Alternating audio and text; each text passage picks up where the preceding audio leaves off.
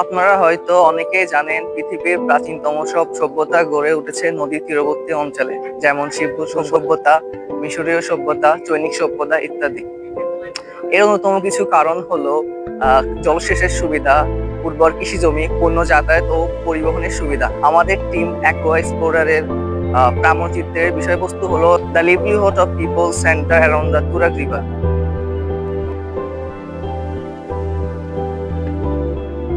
Dredging শব্দটির সঙ্গে আপনারা অনেকে অপরিচিত হতে পারেন।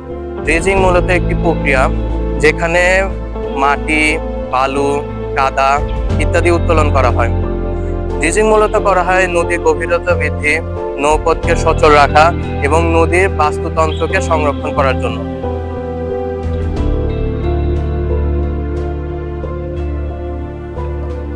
তুরাগ নদীর তীরবর্তীতে অনেক কলকারখানা গড়ে উঠেছে। এর অন্যতম কারণ শিল্প বর্জ্য নিষ্কাশনের জন্য নদীর ব্যবহার। কারখানার সাথে জড়িত রয়েছে বহু মানুষের কর্মসংস্থান।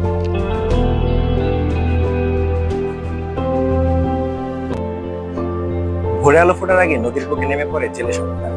তাদের জীবনধারা নির্ভর করে এই নদীর উপর। জাল ফেললেই যে মাছ উঠে আসবে এর নিশ্চয়তা নেই।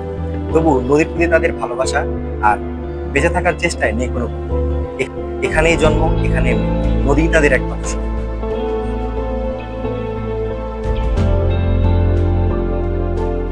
তুরাগ নদী স্থানীয় নৌ পরিবহনের একটি গুরুত্বপূর্ণ মাধ্যম। স্থানীয় নৌকার মাঝিদের জীবিকার প্রধান উৎস এই তুরাগ নদী।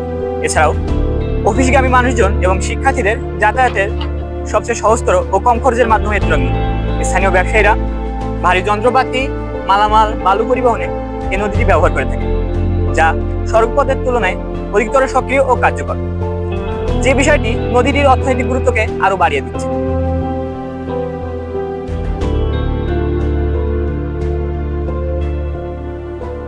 এখানে বিভিন্ন বেসরকারি রিয়েল এস্টেট প্রতিষ্ঠানগুলো স্থানীয় জনগণের কাছ থেকে নদীর তীরবর্তী ভূমিগুলোকে স্বল্পমূল্যে ক্রয় করছে এবং এই ক্রয়কৃত জমিগুলোকে তারা ভরাট করছে এবং অধিক মূল্যে বিক্রি করছে।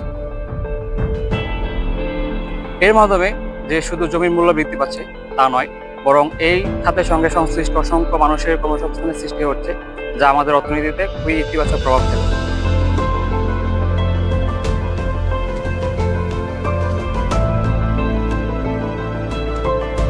অনেক পশুপালকেরা সবুজ ঘাসের জন্য নদীর তীরবর্তী অঞ্চলের উপর নির্ভরশীল।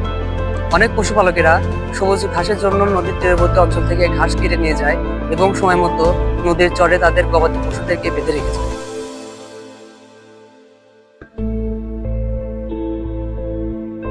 নদীকে মূল বিষয়বস্তু রেখেই এখানে গড়ে উঠেছে নানা ধরনের খাবারের রেস্টুরেন্ট এবং নিরিবিলি সময় কাটানোর জন্য বিভিন্ন রিসোর্ট। এই ব্যবস্থাপনায় বিভিন্ন মানুষের কর্মসংস্থানের সৃষ্টি করেছে।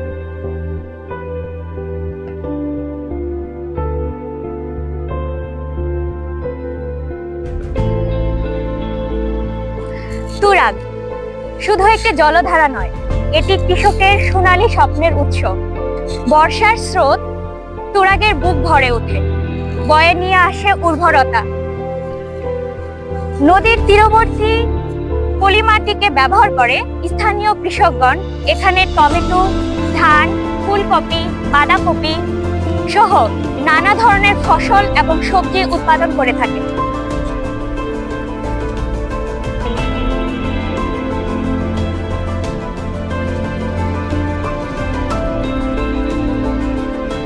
বাংলাদেশ নদীমাতৃক দেশ। নদীকে কেন্দ্র করেই গড়ে উঠেছে মানুষের জীবন জীবিকা।